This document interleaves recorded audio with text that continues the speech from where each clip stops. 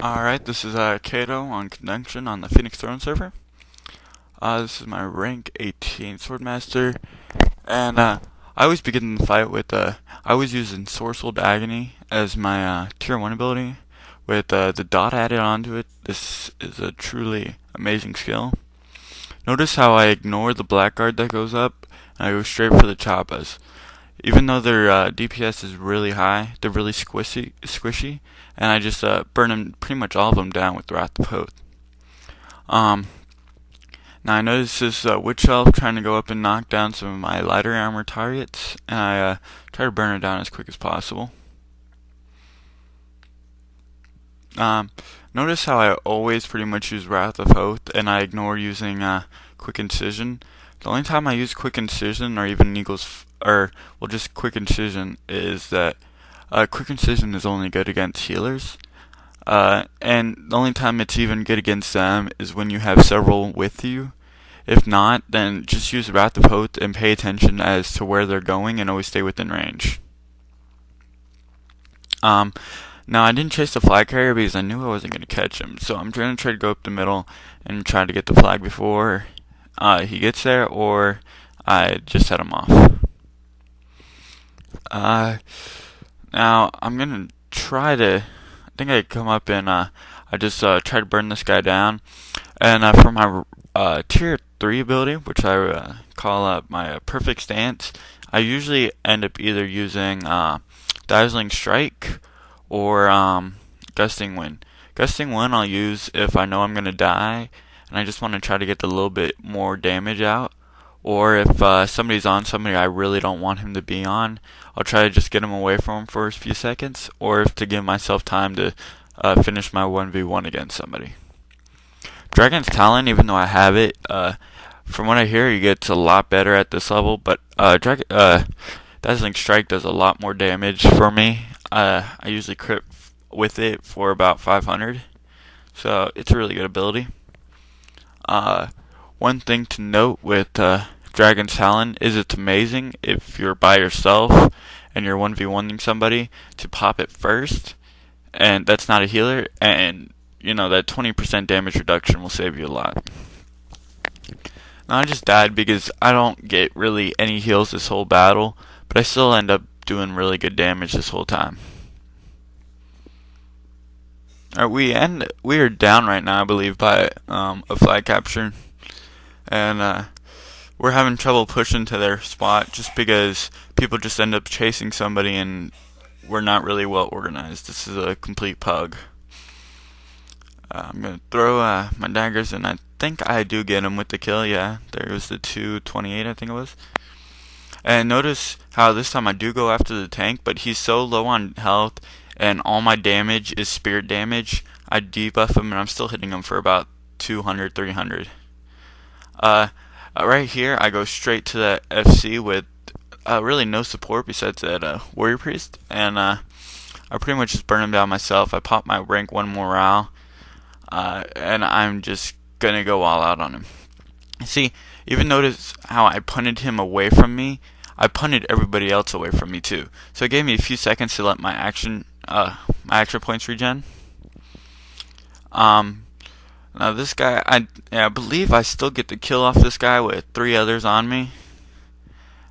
See, punted him away. That punted 2 others away from me, and I still had 1 on me, but I still got the kill. I should have popped Juggernaut right there, but I still got it. Something to note about morales is that I usually, even if my rank 1 is up, I usually always wait to save it until rank 2. I just think the rank 2 morale is so much better. It will save your life so much more often than rank 1. Alright, this coming up is probably my only and first 1v1 against a Choppa. This class is extremely deadly against tanks.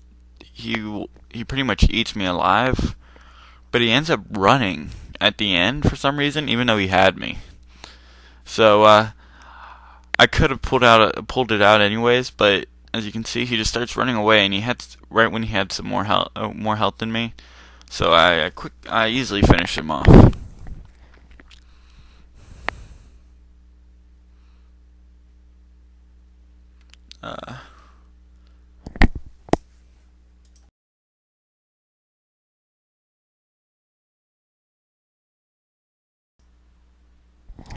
Alright, this is me. This isn't too much of a 1v1. Somebody jumps in during this. So, yeah, here I go. And I believe I get the kill off that, but I'm not sure. Also, as a Swordmaster, you always gotta try to stay with the group. That's what I always try to do. Stay with your group when you can, but don't be afraid to overextend when you feel you need to. I always try to overextend when I feel like I'm about to get a kill, or if I feel I can solo a healer, or if a healer's just annoying, or keeping up with their people too well, then even if you die, if you could just annoy them for a good 10 seconds, I can totally change the tide of a fight within the scenario. Like I said, with punting, something you always got to try to do with punting is that there's never really thing as a bad punt unless you punt a DPS right under your healer. You can punt him any way you want, you can punt him whatever way you want, just as long as it's away from your vulnerables and it helps you out in some way. Also, don't be afraid to use punt, even if you know they're like unstoppable, because it does some really good damage. It crits for about 200 for me, and against several targets like this, it does really well. And I think I got the killing blow off gusting one right there. I believe I get the killing blow off all three of these people. I believe. You got to know what works for you. One thing I'll try to do is I'll pop Eagle's Flight if I know I'm by myself and I got several people on me. But see, I just punted him because I felt like annoying him, and I got damage off all three of those people. Alright, notice how I'm staying behind this guy the whole time. Just finish him off. Alright, something I want to point out is that you always want to get behind your target because they can't block or parry.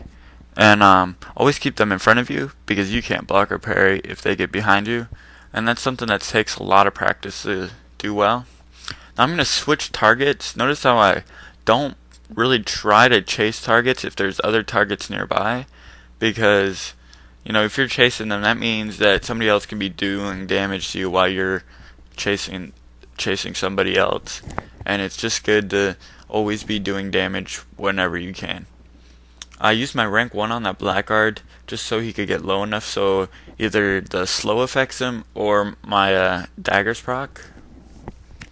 Now I'm going to sit here and I'm going to wait and I start coming back, but then as soon as I get a heal, I know that my group's with me and that it's pretty safe to go forward now.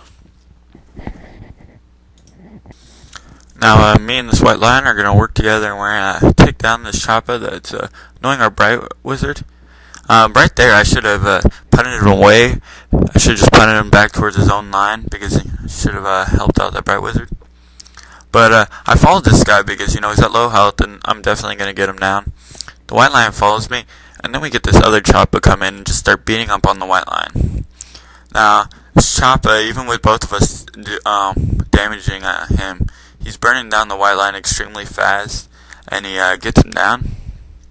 Now, here's his choppa, and I start DPSing him, and then a witch elf is going to come in, and I'm going to pop my rank 2 morale, which gives me a 100% chance to block, which is way better than the rank 1, and anytime I'm taking damage, it means that I didn't do well enough keeping him in front of me.